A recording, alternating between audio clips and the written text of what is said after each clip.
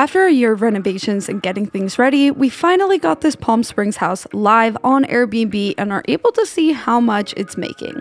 When you're looking into creating an Airbnb, you can do all the research in the world, but you never truly know how much yours is going to make until it's actually live. My Airbnb has now been live for about a month, so I wanted to go over how much we've made from our first month and from our first fully booked month. But first, let's back up to 2020, what I expected the house to make when I first got it. So when I very first got this house, I took a look at Airbnbs nearby and what they were going for per night, and it was around $250 to $500 per night. Usually the $500 nightly rate is on the weekends, and then the weekdays are a bit less expensive. It took a whole year to complete the house, and fast forward to 2022, and the housing market has kind of gone crazy, which has affected rental prices as well. But now here in 2022, if you're looking to book on Airbnb, it says it's about $800 per night for Palm Springs. This is based on a house that can accommodate 6 people, but really the values of all the houses around have gone up, and so have the nightly rates on Airbnb. So we officially set the house live on Airbnb on January 8th. Because we had no reviews and we were pretty low in the search ranking, we had our rate lower than our now base rates. So it was around $550 a night. In January, we only got one full booking, and then we also got another one that started in January but was mostly in February. We had a total of 6 nights rented out in January, which obviously is not very much, but that's mainly because there was no lead time before for people to actually book. Since we're close to LA, I thought there might be some last minute bookings, but actually for this kind of house, people do plan it out more in advance. I've found now most of the bookings come about 2 months before. So for that first booking, the 4 nights totaled to $2,100. And you'll see that you get paid the cleaning fee and property taxes, but obviously you just have to pay this pretty much immediately, so I don't count this as revenue. So for the 6 nights rented out at that $525, $575 a night rate, we ended up making $3,250, which isn't quite enough to cover all of our expenses. So 6 nights is obviously not ideal and not really what we're going for, but this is really how much it made the first month that it was actually on Airbnb. Of that $3,250, we actually only get 82% of that because we have a property manager who handles the bookings. So really what Monica and I ended up making for our first month was $2,665. So this was really our first month. It didn't make even enough to cover the mortgage, but that's mainly because it wasn't on Airbnb long enough to get booked up for the month. One thing I'll also note about this first month is we only charged $80 a day to heat the pool. This ended up being a huge mistake because it turned out to be quite a bit more to heat the pool this time of year, but I'll get more into that later. So this first month isn't an accurate look of what every month will be like, so I wanted to show you guys the month of March, which is almost fully booked up. But before we get into it, I wanted to thank Dell in collaboration with Intel for sponsoring today's video. This is the Dell Latitude 9420 laptop, and it is a great laptop for getting work done. I specifically like using it for emails, managing the Airbnb, kind of monitoring all the different requests and everything like that. This is one of the most powerful 14-inch PCs out there. You can really work at the speed of thought with the Dell Latitude's 11th gen Intel V Pro processor at 20 watts in the Intel 6 technology. And the Intel 6 technology on the 9420 improves image quality in difficult lighting. Like chilling by the pool, I can still see my laptop screen. This laptop is also great for taking video calls because it auto adjusts so that you have the best sound quality. And one thing that I found very useful is having plenty of ports. So you have 2 USB-C ports, an HDMI port, headphone jack, a small SD card reader, and on this side you also have a normal USB port. These are really useful if you find yourself plugging in external hard drives or monitors, really just plugging into any sort of screen.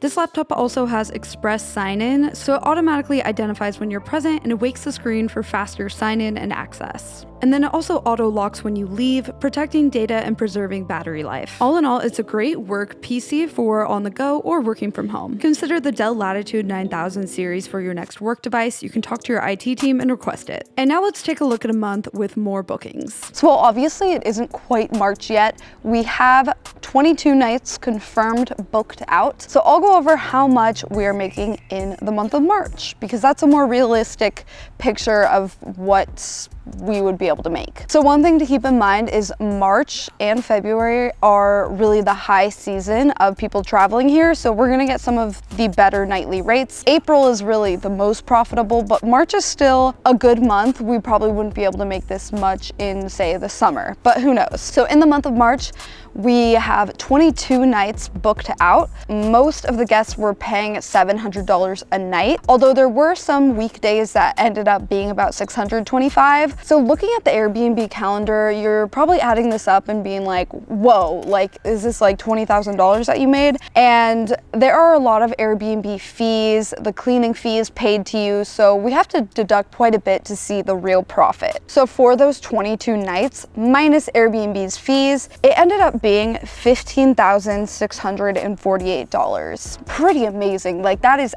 way more than I ever thought we would be able to make. And many of you noticed that the listing is actually hosted by someone named Nikki, and this is actually our property manager. This allows us to really do a great job managing the property remotely while being able to still work on other things. I am still technically a co-host, but most of it Nikki takes care of, and of course that does come with a fee.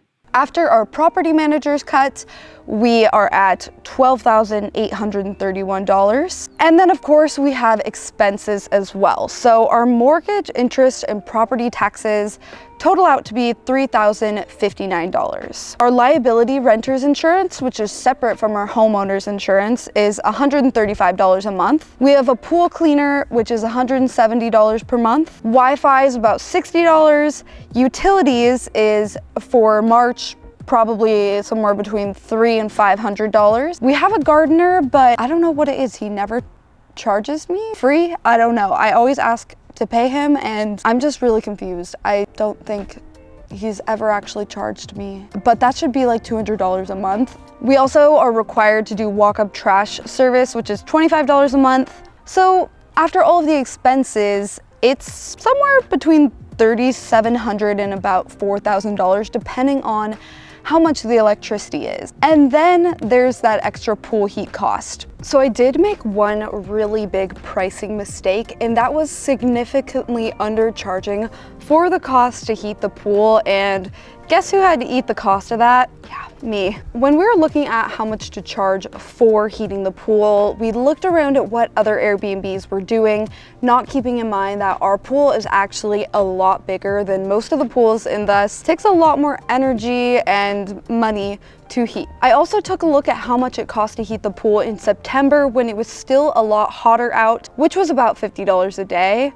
Close to that, I think it was a little more, maybe $70 a day. So our first bookings being in January and February, of course, this is the coldest time of the year. And even though it's Palm Springs and it does get pretty warm during the day, even that time of year, it gets very cold at night. It can get 40 degrees around there. So the pool really cools down and it's quite expensive to heat it. It ended up being about $900 to heat the pool for an entire week.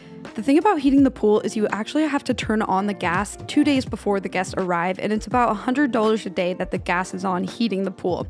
Other times of the year, it's not this expensive, which is why I didn't realize it was going to be quite this much. So the total was $913 to heat for a week. We only charged them $350, so we had to pay that extra $560. Which was okay, but you know, it ended up being essentially them getting like a free night's stay. Once I learned this, you know, I didn't want to charge $200 a day to heat the pool. I feel like that's just really going to turn people off and they're not going to book our house. But I do think compromising at $75 to $100 is going to be more fair for these colder months of the year. In April, it's not that expensive to heat the pool. It's like $50 a day. So this was definitely a good thing to learn, but it's not actually an expense for the entire year. In the summer, you don't have to pay to heat the pool at all. March does warm up a bit, so it shouldn't be quite as expensive. This is the one thing I really am not sure how much it's gonna cost, but I'm assuming we're probably gonna have to eat a cost of probably $1,500 to $2,000. And these guests in March already paid the pool heat fee. Some of them did end up paying $75, but not all of them. So after all of the expenses, not including the pool heat, it is $9,131 in profit. And that's including our mortgage being paid for. But the pool heat could be up to $3,000, so it might be more like $6,000. I'm not really sure yet. It probably will be between $6,000 and $8,000 in profit for our first very booked up month. Also wanted to know, it's very possible I could be missing a few expenses, but probably not anything major. And over the year, we will have to do some plumbing maintenance and things like that. So all in all, I'm really happy with how much the house has made for the month of March. I'm just honestly blown away. It's more than I expected a year ago to be making on it. And at this point, it is pretty much passive income. There's really not a lot I have to do. I do actually monitor the Airbnb a lot. And what I mean is, since I'm a co-host, I can see all the messages and kind of make sure everything's going smoothly. And I do coordinate with our property manager a lot just to make sure everything is in stock and things are good to go. I do spend more time than I probably have to, but it's because I want to, not because I have to. And while it is at this point pretty passive, getting it set up, there was nothing passive about that. It was a ton of work to get it set up, but now it is very passive. So that's a look into how much the house has made so far, and I do plan to do a more in-depth update on the 1 year mark and kind of go into how much we put into getting the house ready as well. But for now, I hope that you enjoyed, and I'll see you guys in my next video. Bye!